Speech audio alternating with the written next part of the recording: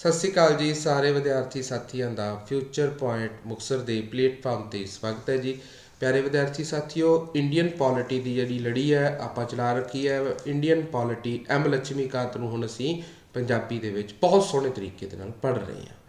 ਮਾਈ self doctor Narinderpal Singh, future point Muktsar ਦੇ platform ਤੋਂ ਤੁਹਾਨੂੰ ਅਸੀਂ ਇੰਡੀਅਨ ਪੋਲਿਟੀ ਨੂੰ ਪੰਜਾਬੀ ਦੇ ਵਿੱਚ ਟਰਾਂਸਲੇਟ ਕਰਕੇ ਪੜ੍ਹਾਵਾਂਗੇ। ਸੋ ਪਿਆਰੇ ਵਿਦਿਆਰਥੀ ਸਾਥੀਓ, ਆਪਣਾ ਇੰਸਟੀਚਿਊਟ 30 ਫੁੱਟ ਰੋਡ ਸ਼੍ਰੀ ਮੁਕਤਸਰ ਸਾਹਿਬ, ਬਿਲਕੁਲ ਗਲੀ ਦੇ ਅਖੀਰ ਤੇ ਇੰਸਟੀਚਿਊਟ ਹੈ। ਕੋਈ ਵੀ ਸ਼ਹਿਰ ਦੇ ਵਿੱਚੋਂ ਕਿਸੇ ਵੀ ਇੰਸਟੀਚਿਊਟ ਦਾ ਡੈਮੋ ਲਓ, ਫਿਰ ਇੱਕ ਵਾਰ ਸਾਡੇ ਇੰਸਟੀਚਿਊਟ ਦਾ ਡੈਮੋ ਜ਼ਰੂਰ ਲਓ। ਦੇਖੋ, ਪੜ੍ਹਨਾ ਤੁਹਾਡੀ ਇੱਛਾ ਹੈ, ਪਰ ਡੈਮੋ ਇੱਕ ਵਾਰੀ ਸਾਰੇ ਇੰਸਟੀਚਿਊਟਸ ਦੇ ਤਕਰੀਬਨ ਸਾਨੂੰ ਵੇਖ ਲੈਣੇ ਚਾਹੀਦੇ ਹੁੰਦੇ ਆ, ਤਾਂ ਜੋ ਸਾਨੂੰ ਖੁਦ ਪਤਾ ਲੱਗ ਜਾਂਦਾ ਹੈ ਕਿ ਸਾਡੇ ਲੈਵਲ 'ਤੇ ਕੌਣ ਸਾਨੂੰ ਪੜ੍ਹਾ ਰਿਹਾ ਹੈ। ਠੀਕ ਹੈ ਜੀ। ਦੇਖੋ, ਆਪਾਂ ਹਰ ਇੱਕ ਲਈ ਡੈਮੋਕ੍ਰੇਟਿਕ ਗੱਲ ਕਰਦੇ ਹਾਂ, ਤਾਂ ਸਾਡਾ ਜਿਹੜਾ ਕੌਨਸਟੀਟਿਊਸ਼ਨ ਹੀ ਟੋਟਲੀ ਡੈਮੋਕ੍ਰੇਟਿਕ 'ਤੇ ਨਿਰਭਰ ਕਰਦਾ ਹੈ। ਤੁਸੀਂ ਆਪਾਂ ਪੰਜਾਬ ਪੁਲਿਸ ਦੀ ਗੱਲ ਕਰੀਏ ਤਾਂ ਬਹੁਤ ਹੀ ਸਾਡੇ ਕੋਲੇ ਭਰਤੀ ਬੰਪਰ ਦੇ ਵਿੱਚ ਆਈ ਹੋਈ ਹੈ ਪੰਜਾਬ ਪੁਲਿਸ ਦੀ। ਤਾਂ ਹੈੱਡ ਕਾਂਸਟੇਬਲ, ਸਬ ਇੰਸਪੈਕਟਰ, ਇੰਸਪੈਕਟਰਸ ਦੀ ਭਰਤੀ ਸਾਡੇ ਕੋਲੇ ਆ ਚੁੱਕੀ ਹੈ। ਤਾਂ ਆਪਾਂ ਬਹੁਤ ਹੀ ਸੋਹਣੇ ਤਰੀਕੇ ਨਾਲ ਇਸ ਭਰਤੀ ਦੀ ਤਿਆਰੀ ਕਰਾਂਗੇ। ਸਕਰੀਨ 'ਤੇ ਤੁਸੀਂ ਸਾਡੇ ਨਤੀਜੇ ਦੇਖ ਰਹੇ ਹੋ। ਤਾਂ ਹੁਣ ਇਸ ਵਾਰੀ ਆਪਾਂ ਜੇ ਗੱਲ ਕਰੀਏ ਤਾਂ ਤੁਹਾਡੀ ਵਾਰੀ ਹੈ ਜੀ ਨੌਕਰੀ ਲੱਗਣ ਦੀ ਅਤੇ ਸਰਕਾਰੀ ਜਿਹੜੀ ਸਾਡੀ ਪੋਸਟ ਹੈ ਇਹਨੂੰ ਹਾਸਲ ਕਰਨ ਦੀ। ਸੋ ਪਿਆਰੇ ਵਿਦਿਆਰਥੀ ਸਾਥੀਓ, ਪੰਜਾਬ ਪੁਲਿਸ ਦੇ ਬੈਚ ਸਟਾਰਟ ਨੇ ਸੈਂਟਰ 'ਤੇ, ਅਤੇ ਆਫਲਾਈਨ ਕਲਾਸਾਂ ਵੀ ਕੰਟੀਨਿਊ ਚੱਲ ਰਹੀਆਂ ਨੇ। ਆਨਲਾਈਨ ਕਲਾਸਾਂ ਦੇ ਵਿੱਚ ਤੁਹਾਨੂੰ ਵੀ ਇਹ ਪੰਜਾਬ ਪੁਲਿਸ ਦੀ ਤਿਆਰੀ ਘਰ ਬੈਠਿਆਂ ਨੂੰ ਕਰਾਈ ਜਾਏਗੀ, ਅਤੇ ਬਹੁਤ ਸਾਰਾ ਸਟੱਡੀ ਮਟੀਰੀਅਲ ਬਿਲਕੁਲ ਫ੍ਰੀ ਆਫ ਕੋਸਟ ਤੁਹਾਨੂੰ ਪ੍ਰੋਵਾਈਡ ਕਰਾਇਆ ਜਾਏਗਾ। ਤਾਂ ਪੰਜਾਬ ਪੁਲਿਸ ਦੀ ਤਿਆਰੀ ਕਰਦੇ ਆ, ਸਿਲੇਬਸ ਦੇਖਦੇ ਆ, ਅਤੇ ਸਿਲੇਬਸ ਦੇ ਵਿੱਚ ਜੇ ਪੋਲਿਟੀ ਹੈ ਨਹੀਂ ਤਾਂ ਇਟ ਮੀਨਸ ਕਿ ਫਿਰ ਸਿਲੇਬਸ ਹੀ ਪੂਰਾ ਨਹੀਂ, ਅਤੇ ਪੋਲਿਟੀ ਤੋਂ ਬਿਨਾਂ ਸਿਲੇਬਸ ਬਣਦਾ ਨਹੀਂ, ਅਤੇ ਪੋਲਿਟੀ ਤੋਂ ਬਿਨਾਂ ਕੌਨਸਟੀਟਿਊਸ਼ਨ ਅਤੇ ਲਾਅ ਦੀ ਜਿਹੜੀ ਹੈਗੀ ਹੈ ਜੋਬ ਨਹੀਂ ਮਿਲਦੀ। ਤਾਂ ਅੱਜ ਪੰਜਾਬ ਪੁਲਿਸ ਦੇ ਵਿੱਚ ਪੋਲਿਟੀ ਦਾ ਸਿਲੇਬਸ ਬਹੁਤ ਹੱਦ ਤੱਕ ਜਾਰੀ ਕੀਤਾ ਹੋਇਆ ਹੈ। ਤਾਂ ਆਪਾਂ ਪੋਲਿਟੀ ਦੇ ਸਿਲੇਬਸ ਦੀ ਗੱਲ ਕਰੀਏ ਤਾਂ ਪੋਲਿਟੀ ਦਾ ਪਹਿਲਾ ਟੌਪਿਕ ਹੈ ਕੌਨਸਟੀਟਿਊਸ਼ਨ ਦੇ ਜਿਹੜੇ ਸਾਡੇ ਕੋਲੇ ਫੀਚਰਸ ਨੇ, ਸਾਇਲੈਂਟ ਫੀਚਰਸ ਆਫ ਕੌਨਸਟੀਟਿਊਸ਼ਨ। ਸਾਡਾ ਸੰਵਿਧਾਨ ਹੈ ਜਿਹੜਾ, ਇਹਦੀਆਂ ਕੁਝ ਵਿਸ਼ੇਸ਼ਤਾਵਾਂ ਹੈ, ਉਹ ਬਿਲਕੁਲ ਸਾਇਲੈਂਟ ਵਿਸ਼ੇਸ਼ਤਾਵਾਂ 'ਚ ਕਾਊਂਟ ਕਰਦੇ ਆ, ਕਿਉਂਕਿ ਭਾਰਤੀ ਸੰਵਿਧਾਨ ਦੁਨੀਆ ਦੇ ਸਾਰੇ ਸੰਵਿਧਾਨਾਂ ਤੋਂ ਇੱਕ ਵਿਲੱਖਣ ਅਤੇ ਬਹੁਤ ਹੀ ਮਹੱਤਵਪੂਰਨ ਅਤੇ ਅਣਮੁੱਲ ਸੰਵਿਧਾਨ ਹੈ। ਭਾਰਤ ਦਾ ਸੰਵਿਧਾਨ ਜਦੋਂ ਰਾਜੇ ਬਣਿਆ ਸੀਗਾ 26 ਨਵੰਬਰ 1949 ਨੂੰ ਸੰਵਿਧਾਨ ਬਣ ਕੇ ਤਿਆਰ ਹੋ ਗਿਆ ਸੀ। ਅਸੀਂ ਅਡੋਪਟ ਕਰ ਲਿਆ ਸੀਗਾ ਸੰਵਿਧਾਨ ਨੂੰ। ਅਸੀਂ 26 ਨਵੰਬਰ 1949 ਨੂੰ ਅਡੋਪਟ ਕੀਤਾ ਹੈ, 26 ਜਨਵਰੀ 1950 ਨੂੰ ਅਸੀਂ ਇਹਨੂੰ ਲਾਗੂ ਕਰਤਾ। ਉਸ ਤੋਂ ਬਾਅਦ ਭਾਰਤੀ ਸੰਵਿਧਾਨ ਦੇ ਵਿੱਚ ਕਈ ਪ੍ਰਕਾਰ ਦੀਆਂ ਸੋਧਾਂ ਹੋਈਆਂ। 1951 ਦੇ ਵਿੱਚ ਸੋਧ ਹੋਈ, 42ਵੀਂ ਸੋਧ ਹੋਈ, 44ਵੀਂ ਸੋਧ ਹੋਈ, 73ਵੀਂ ਸੋਧ ਹੋਈ, 74ਵੀਂ, ਐਂਡ ਦੈਨ ਹੁਣ ਤੱਕ 105 ਸੋਧਾਂ ਹੋ ਚੁੱਕੀਆਂ। ਕਿੰਨੀਆਂ ਹੋ ਗਈਆਂ ਜੀ? 105 ਸੋਧਾਂ 2023 ਤੱਕ ਹੋ ਚੁੱਕੀਆਂ ਹਨ। ਲਓ ਜੀ, ਸੰਵਿਧਾਨ ਦੀ ਪਹਿਲੀ ਵਿਸ਼ੇਸ਼ਤਾ ਸਾਡੇ ਸਾਹਮਣੇ ਹੈ ਜੀ। ਇਹ ਲਿਖਤੀ ਹੈ ਜੀ, ਅਤੇ ਬਹੁਤ ਹੀ ਵੱਡਾ ਅਤੇ ਵਿਸਤ੍ਰਿਤ ਸੰਵਿਧਾਨ ਹੈ। ਸਭ ਤੋਂ ਲੰਬਾ ਸੰਵਿਧਾਨ, ਸਭ ਤੋਂ ਵੱਡਾ ਸੰਵਿਧਾਨ ਜੇ ਭਾਰਤੀ ਸੰਵਿਧਾਨ ਦੀ ਗੱਲ ਕਰੀਏ ਤਾਂ ਇੱਕ ਲਿਖਤੀ ਸੰਵਿਧਾਨ ਹੈ। ਇਸ ਦੇ ਵਿੱਚ ਸਾਰੇ ਅਹੁਦੇਦਾਰ, ਸੰਸਥਾਵਾਂ ਦਾ ਚੁਣਾਵ ਜੋ ਵੀ ਇੱਕ ਨਿਯੁਕਤੀ ਸ਼ਕਤੀਆਂ ਦੇ ਕਾਰਜ ਤੇ ਆਦਿ ਦੇ ਆਧਾਰ ਤੇ ਕੀਤਾ ਜਾਂਦਾ ਹੈ। ਤਾਂ ਰਾਜੇ ਇਸ ਸੰਵਿਧਾਨ ਦੇ ਵਿੱਚ ਕੁਝ ਲਿਖਤੀ ਤੱਤ ਹੈ ਅਤੇ ਕੁਝ ਅਲਿਖਤੀ ਤੱਤ ਹੈ। ਜੇ ਆਪਾਂ ਲਿਖਤੀ ਤੱਤ ਦੀ ਗੱਲ ਕਰੀਏ ਤਾਂ ਜਿਵੇਂ ਅਸੀਂ ਗੱਲ ਕਰਦੇ ਹਾਂ ਕਿ ਭਾਰਤੀ ਸੰਵਿਧਾਨ ਦੇ ਵਿੱਚ ਨਾ ਤਾਂ ਡਿਪਟੀ ਪ੍ਰਧਾਨ ਮੰਤਰੀ ਦੀ ਗੱਲ ਕੀਤੀ ਗਈ ਹੈ, ਨਾ ਡਿਪਟੀ ਜਿਨ੍ਹਾਂ ਨੂੰ ਅਸੀਂ ਕਹਿ ਦਿੰਦੇ ਹਾਂ ਪੰਜਾਬ ਦੇ ਜੇ ਗੱਲ ਕਰਦੇ ਹਾਂ ਤਾਂ ਉਪ ਮੁੱਖ ਮੰਤਰੀ ਸਾਹਿਬ, ਇਹਨਾਂ ਦਾ ਕਿਸੇ ਦਾ ਜ਼ਿਕਰ ਨਹੀਂ ਕੀਤਾ ਗਿਆ ਗਾ। ਪਰ ਫਿਰ ਵੀ ਇਹਨਾਂ ਅਹੁਦਿਆਂ ਦੀ ਵਿਵਸਥਾ ਕੀਤੀ ਜਾਂਦੀ ਹੈ। ਜੇ ਆਪਾਂ ਗੱਲ ਕਰੀਏ ਭਾਰਤ ਦੇ ਪਹਿਲੇ ਵਾਈਸ ਪ੍ਰਧਾਨ ਸੀਗੇ ਜਿਹੜੇ, ਉਹ ਸੀਗੇ ਸਾਡੇ ਸਰਦਾਰ ਵੱਲਭ ਭਾਈ ਪਟੇਲ, ਅਤੇ ਅੰਤਿਮ ਵਾਈਸ ਪ੍ਰਧਾਨ LK ਅਡਵਾਨੀ ਭਾਜਪਾ ਸਰਕਾਰ ਦੇ ਸੀਗੇ ਜੀ। ਤਾਂ ਇਹਨਾਂ ਚੀਜ਼ਾਂ ਦੀ ਵਿਵਸਥਾ ਜਿਹੜੀ ਹੈਗੀ ਹੈ ਕੌਨਸਟੀਟਿਊਸ਼ਨਲੀ ਜਿਹੜੀ ਹੈ ਇਹ ਪ੍ਰੋਪਰ ਰੂਪ ਦੇ ਵਿੱਚ ਜਿਹੜੀ ਦਰਜ ਹੈ ਨਹੀਂ ਗੀ, ਪਰ ਅਸੀਂ ਇਹਨਾਂ ਨੂੰ ਮੰਨਦੇ ਹਾਂ। ਤਾਂ ਸਾਡੇ ਕੋਲ ਮੂਲ ਸੰਵਿਧਾਨ ਦੇ ਵਿੱਚ ਕੀ ਕੁਛ ਸੀਗਾ, ਵਰਤਮਾਨ ਸੰਵਿਧਾਨ ਦੇ ਵਿੱਚ ਕੀ ਕੁਛ ਹੈ। ਤਾਂ ਮੂਲ ਸੰਵਿਧਾਨ ਦੇ ਵਿੱਚ 22 ਭਾਗ ਸੀਗੇ, ਵਰਤਮਾਨ ਦੇ ਵਿੱਚ 25 ਹੈ। ਆਰਟੀਕਲ ਕਿੰਨੇ ਹੈ ਜੀ ਸਾਡੇ ਕੋਲੇ? ਮੂਲ ਸੰਵਿਧਾਨ ਦੇ ਵਿੱਚ ਆਰਟੀਕਲ ਸੀਗੇ ਸਾਡੇ ਕੋਲੇ ਜਿਹੜੇ 395 ਹੈ ਜੀ, ਅਤੇ ਵਰਤਮਾਨ ਦੇ ਵਿੱਚ ਕਿੰਨੇ ਹੈ ਜੀ? ਹੁਣ ਦੇਖੋ 475 ਪਲੱਸ ਹੋਏ ਪਏ ਹੈ। ਅਤੇ ਅਨੁਸੂਚੀਆਂ ਸੀ ਮੂਲ ਦੇ ਵਿੱਚ 8, ਅਤੇ ਹੁਣ ਵਰਤਮਾਨ ਦੇ ਵਿੱਚ 12 ਹੈ। ਮੂਲ ਦੇ ਵਿੱਚ ਕੋਈ ਸੋਧ ਨਹੀਂ ਹੋਈ ਸੀ, ਅਤੇ ਹੁਣ ਹੋ ਗਈਆਂ 105 ਸੋਧਾਂ ਸੰਵਿਧਾਨ ਦੇ ਵਿੱਚ। 1951 ਤੋਂ ਬਾਅਦ ਜਿਹੜਾ ਭਾਰਤੀ ਸੰਵਿਧਾਨ ਦਾ 61ਵਾਂ ਭਾਗ ਨੂੰ ਖਤਮ ਕਰਕੇ ਇਹਦੇ ਵਿੱਚ ਜਿਹੜਾ ਹੈਗਾ ਭਾਗ ਜਿਹੜਾ 4A ਦਰਜ ਕਰਤਾ, ਫਿਰ 9A ਕਰਤਾ, ਫਿਰ 9B ਕਰਤਾ, ਐਂਡ ਉਸ ਤੋਂ ਬਾਅਦ ਸਾਡੇ ਕੋਲੇ ਭਾਗ ਜਿਹੜਾ ਹੈਗਾ ਸਾਡੇ ਕੋਲੇ ਨੈਕਸਟ ਅਗਲਾ ਐਡ ਕਰ ਦਿੱਤਾ ਗਿਆ। ਤਾਂ ਵਿਸ਼ੇਸ਼ ਧਿਆਨ ਦਿਓ ਜਿਹੜੇ ਕਿ 2019 ਤੋਂ ਬਾਅਦ ਜਿਹੜਾ J&K ਜੰਮੂ ਕਸ਼ਮੀਰ ਰਾਜ ਹੈਗਾ ਉਹਨੂੰ ਵੀ ਅਸੀਂ ਭਾਰਤੀ ਸੰਵਿਧਾਨ ਦੇ ਅਧੀਨ ਦਰਜ ਕਰ ਲਿਆ, ਕਿਉਂਕਿ ਪਹਿਲਾਂ ਜੰਮੂ ਕਸ਼ਮੀਰ ਅਲੱਗ ਸੀਗਾ। ਸੀ ਭਾਰਤ ਦਾ ਹੀ ਰਾਜ, ਪਰ ਭਾਰਤ ਦੇ ਵਿੱਚ ਰਹਿੰਦੇ ਹੋਇਆ ਇਹਨਾਂ ਦਾ ਅਲੱਗ ਝੰਡਾ ਸੀ, ਅਲੱਗ ਸੰਵਿਧਾਨ ਸੀਗਾ। ਧਾਰਾ 370 ਲਾਗੂ ਸੀਗੀ, ਤੇ ਜਿਹੜੀ ਹੁਣ ਖਤਮ ਕਰਕੇ ਇਹਨੂੰ ਭਾਰਤ ਦਾ ਰਾਜ ਦਾ ਇੱਕ ਹਿੱਸਾ ਬਣਾ ਲਿਆ। ਠੀਕ ਹੈ ਜੀ। ਡਰਾਉਨ ਫੀਚਰਸ ਵੇਰੀਅਸ ਸੋਰਸਸ, ਜਿਹੜਾ ਜਿਹੜਾ ਸੰਵਿਧਾਨ ਹੈ ਅਸੀਂ ਵੱਖ-ਵੱਖ ਸਰੋਤਾਂ ਤੇ ਨਿਰਭਰ ਕਰਦਾ। ਮੈਂ ਤੁਹਾਨੂੰ ਦੱਸਾਂ ਕਿ ਅਸੀਂ 60 ਸੰਵਿਧਾਨ ਪੜ੍ਹੇ ਸੀਗੇ, 60 ਦੇਸ਼ਾਂ ਦੇ ਸੰਵਿਧਾਨਾਂ ਨੂੰ ਸਟੱਡੀ ਕਰਨ ਤੋਂ ਬਾਅਦ ਭਾਰਤੀ ਸੰਵਿਧਾਨ ਦਾ ਨਿਰਮਾਣ ਕੀਤਾ। ਤਾਂ ਬਹੁਤ ਸਾਰੀਆਂ ਚੀਜ਼ਾਂ ਜਿਹੜੀਆਂ ਦੂਸਰੇ ਦੇਸ਼ਾਂ ਦੇ ਸੰਵਿਧਾਨਾਂ ਤੋਂ ਅਸੀਂ ਪ੍ਰਾਪਤ ਕੀਤੀਆਂ, ਪਰ ਬਹੁਤ ਸਾਰਾ ਪ੍ਰਭਾਵ ਹੈ ਜਿਹੜਾ ਜ਼ਿਆਦਾ ਇਫੈਕਟਿਵ ਹੈ ਉਹ 1935 ਦਾ ਪ੍ਰਭਾਵ ਹੈ। ਅਧਿਨਿਯਮ 1935 ਯਾਦ ਰੱਖਿਆ ਜੇ, ਭਾਰਤੀ ਅਧਿਨਿਯਮ 1935 ਦਾ ਭਾਰਤੀ ਸੰਵਿਧਾਨ ਦੇ ਉੱਤੇ ਪ੍ਰਭਾਵ ਹੈ ਜੀ। ਤੇ ਸੋਧ ਅਸੀਂ ਪ੍ਰਾਪਤ ਕੀਤੀ ਹੈ ਦੱਖਣੀ ਅਫਰੀਕਾ ਤੋਂ, ਪ੍ਰਸਤਾਵਨਾ ਅਮਰੀਕਾ ਤੋਂ, ਪਰ ਪ੍ਰਸਤਾਵਨਾ ਦੀ ਭਾਸ਼ਾ ਆਸਟ੍ਰੇਲੀਆ ਤੋਂ ਲਈ ਹੈ। ਰਾਸ਼ਟਰਪਤੀ ਦੀ ਚੋਣ ਵਿਧੀ ਆਇਰਲੈਂਡ ਤੋਂ ਅਡਾਪਟ ਕੀਤੀ ਹੈ। ਤੇ DPSP ਰਾਜ ਦੇ ਨੀਤੀ ਨਿਰਦੇਸ਼ਕ ਸਿਧਾਂਤ ਭਾਗ 4 ਵਿੱਚ ਹੈ। ਕਮੈਂਟ ਦੇ ਵਿੱਚ ਮੈਨੂੰ ਤੁਸੀਂ ਆਰਟੀਕਲ ਦੱਸਣਾ ਹੈ ਕਿੰਨੇ ਤੋਂ ਕਿੱਥੋਂ ਤੱਕ ਹਨ। ਤਾਂ ਇਹ ਅਸੀਂ ਆਇਰਲੈਂਡ ਤੋਂ ਪ੍ਰਾਪਤ ਕੀਤੀ ਹੈ। ਤਾਂ ਕਠੋਰ ਤੇ ਲਚਕੀਲਾ ਸੰਵਿਧਾਨ ਹੈ। ਜੇ ਆਪਾਂ ਗੱਲ ਕਰੀਏ ਕਿਤੇ ਨਾ ਕਿਤੇ ਫਲੈਕਸੀਬਲ ਵੀ ਹੈ, ਕਿਸੇ ਨਾ ਕਿਤੇ ਬੜਾ ਰਿਜਿਡ ਹੋ ਜਾਂਦਾ ਹੈ। ਭਾਰਤੀ ਸੰਵਿਧਾਨ ਅੰਸ਼ਿਕ ਰੂਪ ਦੇ ਵਿੱਚ ਕਠੋਰ ਵੀ ਹੈ ਤੇ ਅੰਸ਼ਿਕ ਰੂਪ ਦੇ ਵਿੱਚ ਲਚਕੀਲਾ ਵੀ ਹੈ। ਭਾਰਤੀ ਸੰਵਿਧਾਨ ਨੂੰ ਕਠੋਰ ਕਹਿੰਦੇ ਆ ਜਦੋਂ ਤਦ ਆਰਟੀਕਲ 368 ਜਦੋਂ ਲੱਗ ਜਾਂਦਾ ਹੈ, ਆਰਟੀਕਲ 368 ਦੇ ਅਧੀਨ ਜਿਹੜੀ ਅਮੈਂਡਮੈਂਟ ਹੁੰਦੀ ਹੈ ਉਹ ਕਠੋਰ ਹੈ, ਤੇ ਬਹੁਤ ਸਾਰੀਆਂ ਅਮੈਂਡਮੈਂਟਸ ਹੈ ਜਿਹੜੀਆਂ ਉਹ ਸਧਾਰਨ ਰੂਪ ਦੇ ਵਿੱਚ ਹੋ ਜਾਂਦੀਆਂ। ਜਿਵੇਂ ਮੈਂ ਇੱਕ ਗੱਲ ਕਹਾਂ ਕਿ ਜੇ ਮੰਨ ਲਓ ਆਪਾਂ ਨੂੰ ਸਵੇਰੇ ਅਖਬਾਰ ਦੇ ਵਿੱਚ ਪੜ੍ਹਨ ਨੂੰ ਮਿਲੇ ਕਿ ਪੰਜਾਬ ਦਾ ਨਾਮ ਜੀ ਬਾਬਾ ਨਾਨਕ ਨਗਰ ਰੱਖਤਾ, ਤਾਂ ਬਈ ਹੈਰਾਨੀ ਦੀ ਗੱਲ ਨਹੀਂ, ਬਿਲਕੁਲ ਸਧਾਰਨ ਸੋਧ ਹੈ, ਇਹ ਸਰਕਾਰ ਕਰ ਵੀ ਸਕਦੀ ਹੈ। ਠੀਕ ਹੈ ਜੀ।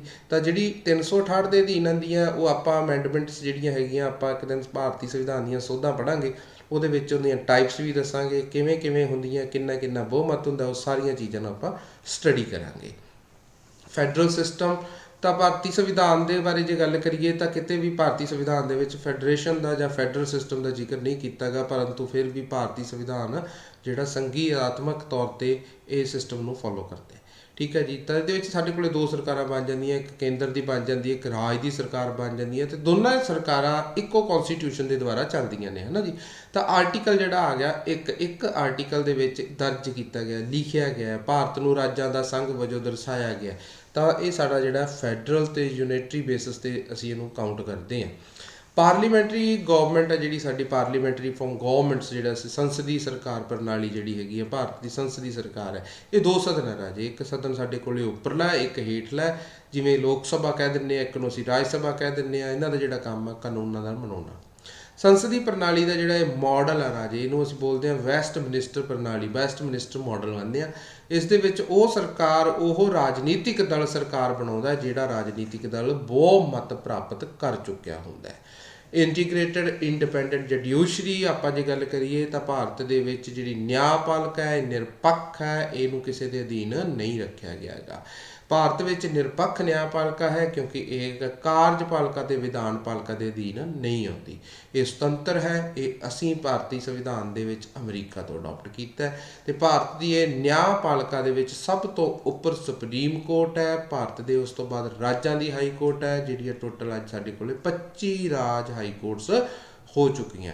ਫਿਰ ਉਸ ਤੋਂ ਬਾਅਦ ਸਾਡੇ ਜ਼ਿਲ੍ਹਾ ਅਦਾਲਤਾਂ ਆ ਜਾਂਦੀਆਂ। ਸੁਪਰੀਮ ਕੋਰਟ ਦੇ ਵਿੱਚ ਮੌਲਿਕ ਅਧਿਕਾਰਾਂ ਦੇ ਵਿਰੁੱਧ ਜਿਹੜੀ ਸੁਣਵਾਈ ਹੁੰਦੀ ਹੈ।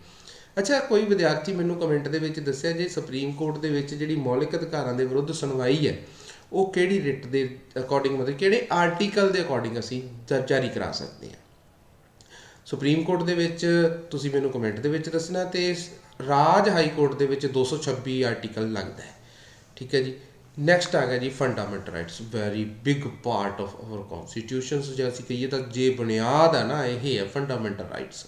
ਤਾਂ ਭਾਰਤੀ ਸੰਵਿਧਾਨ ਦੇ ਵਿੱਚ ਜਿਹੜੇ ਸਾਨੂੰ ਲੋਕਾਂ ਨੂੰ ਮੌਲਿਕ ਅਧਿਕਾਰ ਦਿੱਤੇ ਗਏ ਨੇ, ਸਾਡੇ ਵਿਅਕਤੀਤਵ ਸਿਧਾਂਤ ਨੂੰ, ਸਾਡੇ ਵਿਅਕਤੀਤਵ ਪ੍ਰਭਾਵ ਨੂੰ ਧਿਆਨ 'ਚ ਰੱਖਦੇ ਹੋਏ ਭਾਗ 3 ਦੇ ਵਿੱਚ ਇਹਨਾਂ ਨੂੰ ਦਰਜ ਕੀਤਾ ਗਿਆ ਹੈ। ਅਡਾਪਟ ਅਸੀਂ ਕੀਤੇ ਸੀ ਅਮਰੀਕਾ ਤੋਂ। ਭਾਰਤੀ ਸੰਵਿਧਾਨ ਦੇ ਭਾਗ 3 ਨੂੰ ਬੇਟੇ ਮੈਗਨਾ ਕਾਰਟਾ ਵੀ ਕਿਹਾ ਜਾਂਦਾ ਹੈ। ਮੈਗਨਾ ਕਾਰਟਾ ਬਾਰੇ ਛੋਟਾ ਜਿਹਾ ਜਾਣਕਾਰੀ ਲੈ ਲਈਏ ਤਾਂ ਮੈਗਨਾ ਕਾਰਟਾ 1215 ਦੇ ਵਿੱਚ ਇੰਗਲੈਂਡ ਦੇ ਰਾਜਾ ਰਾਣੀ ਨੇ ਆਪਣੇ ਲੋਕਾਂ ਦੇ ਲਈ ਕੋਈ ਵਿਸ਼ੇਸ਼ ਪੱਤਰ ਜਾਰੀ ਕੀਤੇ ਸੀ ਤਾਂ ਵਿਅਕਤੀਗਤ ਸੁਤੰਤਰਤਾ ਦਿਖਾਈ ਗਈ ਸੀਗੀ। ਉਸੇ ਚੀਜ਼ ਨੂੰ ਅਸੀਂ ਇੱਧਰ ਅਡੋਪਟ ਕੀਤਾ ਅਤੇ ਇਹਦਾ ਨਾਮ ਅਸੀਂ ਰੱਖਿਆ ਹੋਇਆ ਮੈਗਨਾ ਕਾਰਟਾ। ਭਾਰਤੀ ਸੰਵਿਧਾਨ ਦੇ ਵਿੱਚ ਜਿਹੜੇ ਮੌਲਿਕ ਅਧਿਕਾਰ ਹੈ ਆਰਟੀਕਲ 12 ਤੋਂ ਲੈ ਕੇ 35 ਤੱਕ ਹੈ। ਪੰਜਾਬ ਸਕੂਲ ਸਿੱਖਿਆ ਬੋਰਡ ਦੀਆਂ ਕਿਤਾਬਾਂ ਦੇ ਵਿੱਚ 14 ਤੋਂ 32 ਵੀ ਦੱਸੇ ਗਏ ਹੈ ਤਾਂ ਹੈ ਵੀ ਮੰਨਦੇ ਵੀ ਹੈ। ਜਦੋਂ ਆਪਾਂ ਪੜ੍ਹਾਂਗੇ ਬੇਟੇ 14 ਤੋਂ ਲੈ ਕੇ 32 ਤੱਕ ਹੀ ਪੜ੍ਹਦੇ ਆ। ਬਾਕੀ ਆਰਟੀਕਲਸ ਫੰਡਾਮੈਂਟਲ ਰਾਈਟਸ ਦੀਆਂ ਡੈਫੀਨੇਸ਼ਨਸ ਤੇ ਉਹਨੂੰ ਡਿਫਾਈਨ ਕਰਨ ਦੇ ਨਾਲ ਜੁੜ ਜਾਂਦੀ ਹੈ। ਸਮਾਨਤਾ ਦਾ ਅਧਿਕਾਰ ਆ ਗਿਆ ਜੀ ਆਰਟੀਕਲ 14 ਤੋਂ 18। ਸੁਤੰਤਰਤਾ ਦਾ ਅਧਿਕਾਰ ਆ ਗਿਆ ਜੀ ਆਰਟੀਕਲ 19 ਤੋਂ 22। ਸ਼ੋਸ਼ਣ ਵਿਰੁੱਧ ਅਧਿਕਾਰ ਆ ਗਿਆ ਜੀ ਆਰਟੀਕਲ 23 ਤੋਂ 24 ਤੇ ਧਾਰਮਿਕ ਸੁਤੰਤਰਤਾ ਦਾ ਅਧਿਕਾਰ ਆ ਗਿਆ ਆਰਟੀਕਲ 25 ਤੋਂ 28। ਸੱਭਿਆਚਾਰਕ ਅਤੇ ਸਿੱਖਿਅਕ ਅਧਿਕਾਰ ਆਰਟੀਕਲ 29 ਤੋਂ 30 ਤੇ ਸੰਵਿਧਾਨਿਕ ਉਪਚਾਰਾਂ ਦਾ ਸਿਧਾਂਤ ਦਾ ਅਧਿਕਾਰ ਆ ਗਿਆ ਆਰਟੀਕਲ 32। ਰਾਜੇ ਜਦੋਂ ਸੰਵਿਧਾਨ ਬਣਿਆ ਸੀ ਪੁੱਤਰ ਉਦੋਂ ਭਾਰਤੀ ਸੰਵਿਧਾਨ ਦੇ ਵਿੱਚ 7 ਮੌਲਿਕ ਅਧਿਕਾਰ ਸੀਗੇ, ਹੁਣ 6 ਰਹਿ ਗਏ।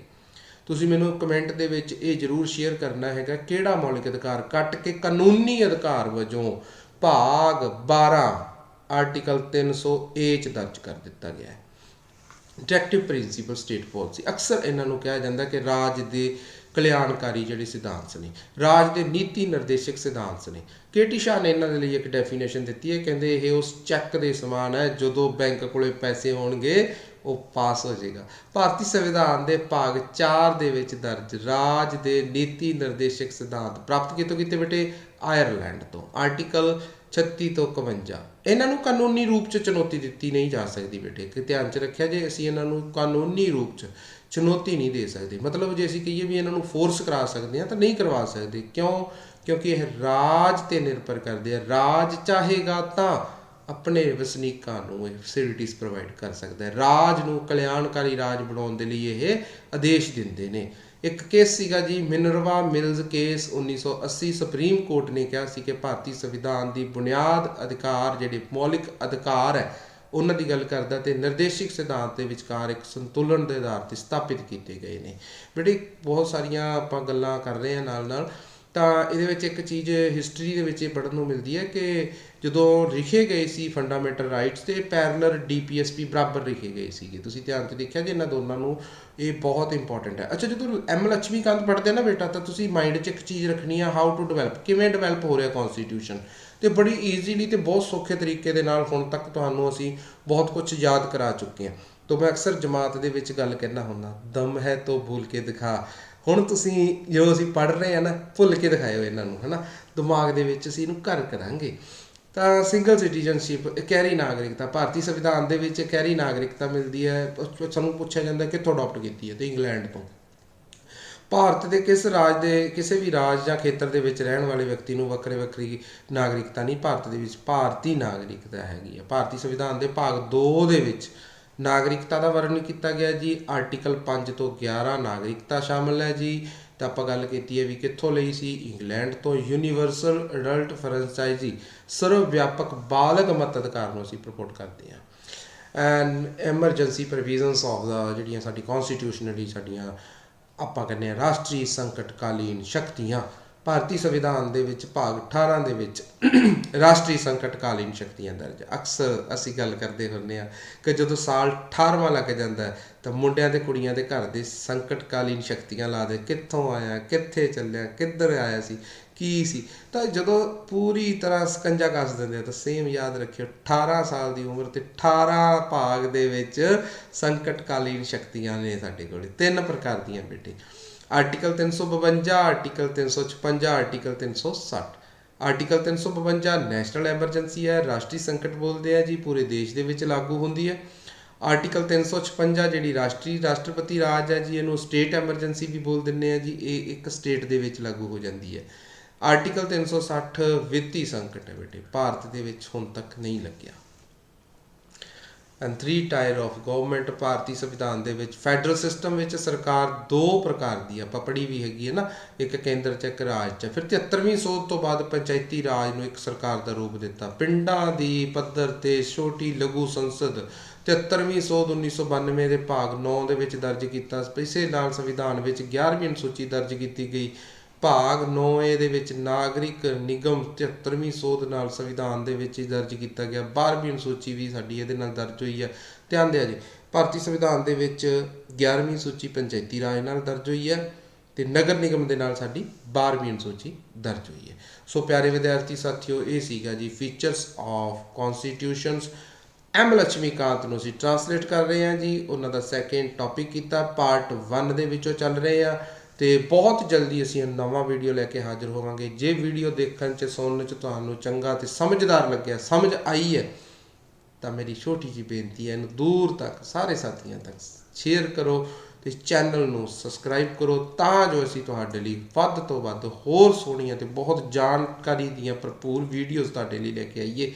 ਸੋ ਫਿਰ ਮਿਲਦੇ ਹਾਂ ਜੀ ਅਗਲੀ ਵੀਡੀਓ ਦੇ ਵਿੱਚ। ਧੰਨਵਾਦ ਜੀ, ਥੈਂਕ ਯੂ।